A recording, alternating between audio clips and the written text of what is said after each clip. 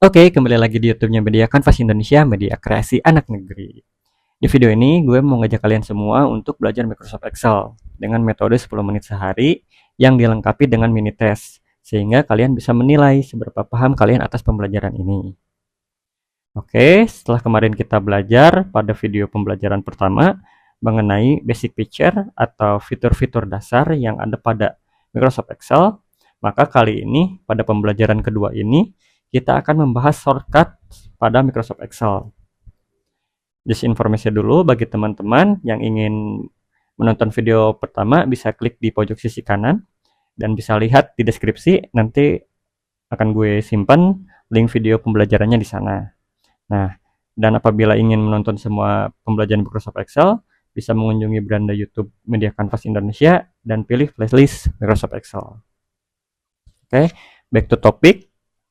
Pada pembelajaran kedua ini, yaitu tentang shortcuts yang ada pada Microsoft Excel. Oke, apa itu shortcuts Microsoft Excel? Pada intinya, shortcuts itu adalah cara akses dengan cepat untuk melakukan formatting yang ada pada worksheet Microsoft Excel. Gini, gue kasih lihat dulu shortcut yang udah gue bikin. Ada navigasi, ada seleksi, ada pengeditan, format cepat, tabel data, baris kolom, workbook atau worksheet. Nah, ini semua merupakan shortcut yang ada pada Microsoft Excel atau hal cara cepat yang bisa kita lakukan. Itu berupa rumus-rumus atau format-format yang sudah biasa kita lakukan atau ada hal baru yang akan kita lakukan. Nah, kalau misalkan teman-teman butuh, silakan bisa di screenshot saja. Dan kali ini langsung masuk ke worksheetnya.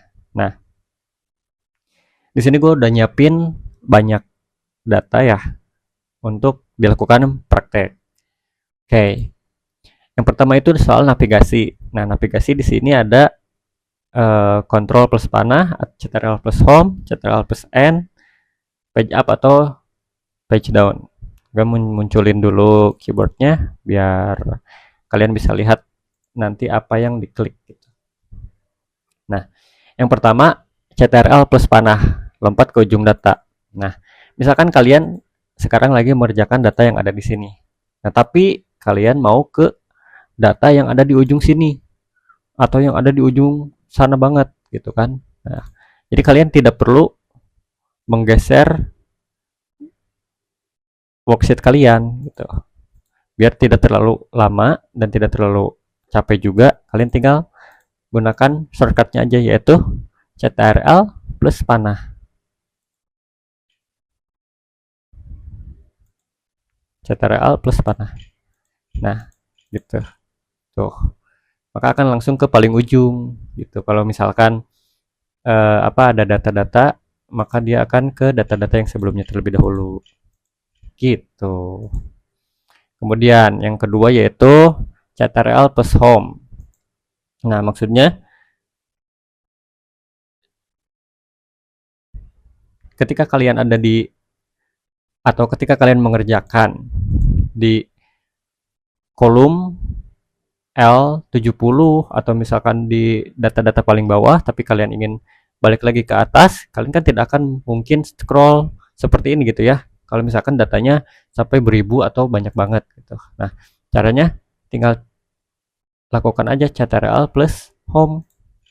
Maka dia akan ke sel 1A, ke sel A1 ke yang paling atas gitu. Begitupun sebaliknya kalau misalkan kalian ingin ke data yang paling bawah, kalian tinggal tekan Ctrl plus N gitu. Nanti ya dia akan menunjukkan ke yang paling bawah gitu.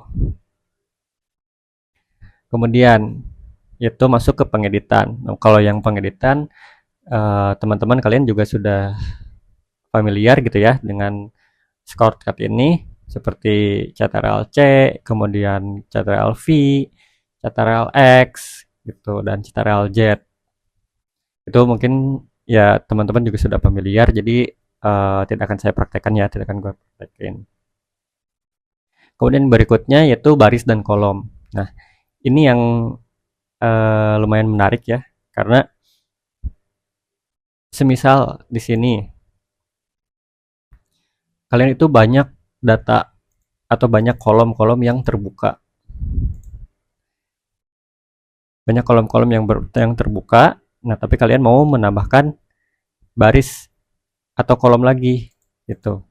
Kalian tinggal ketik atau tinggal ikuti Ctrl ditambah shift ditambah plus gitu.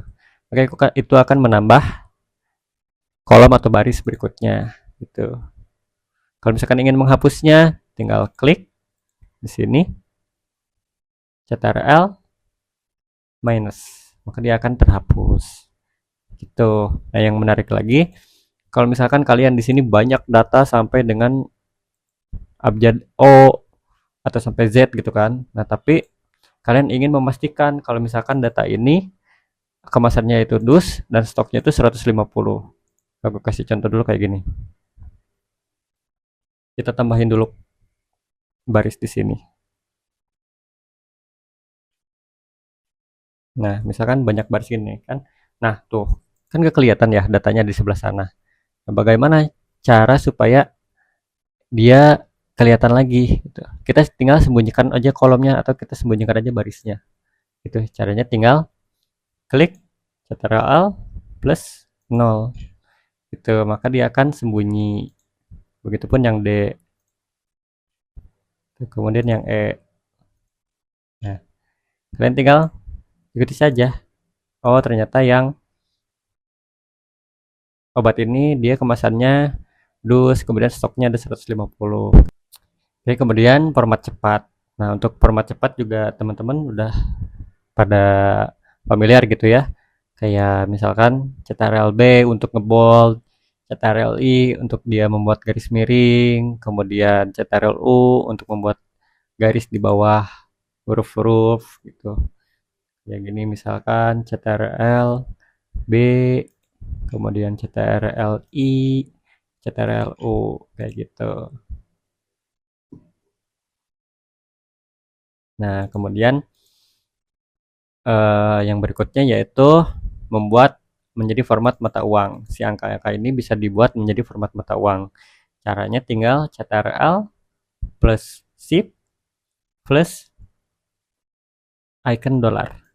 Nah, dia akan otomatis menjadi format mata uang.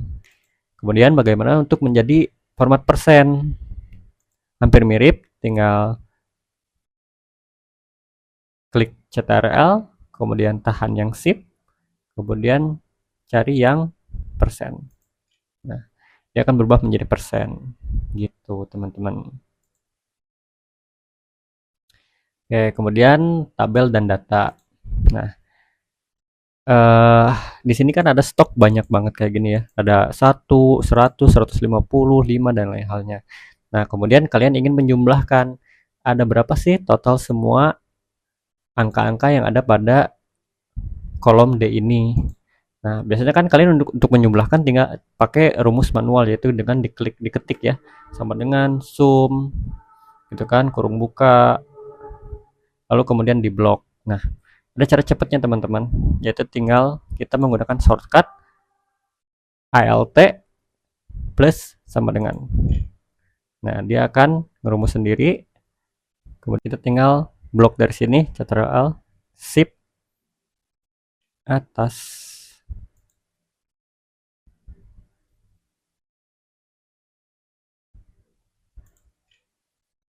Enter gitu. Nah, maka akan auto tersum gitu. Total semuanya menjadi 3.834. Oke, kemudian yang berikutnya yaitu workbook atau worksheet. Kalau ini juga teman-teman pasti udah familiar, yaitu Ctrl plus N untuk bikin workbook baru, Ctrl S untuk simpan, Ctrl P untuk ngeprint. Untuk kalian yang ini mungkin tidak akan gue praktekin. Jadi kalian tinggal belajar sendiri. Oke, cukup sekian dulu video kali ini. Jangan lupa diisi mini testnya. Kemudian ketik komen kalian. Cukup sekian, terima kasih. Bye-bye.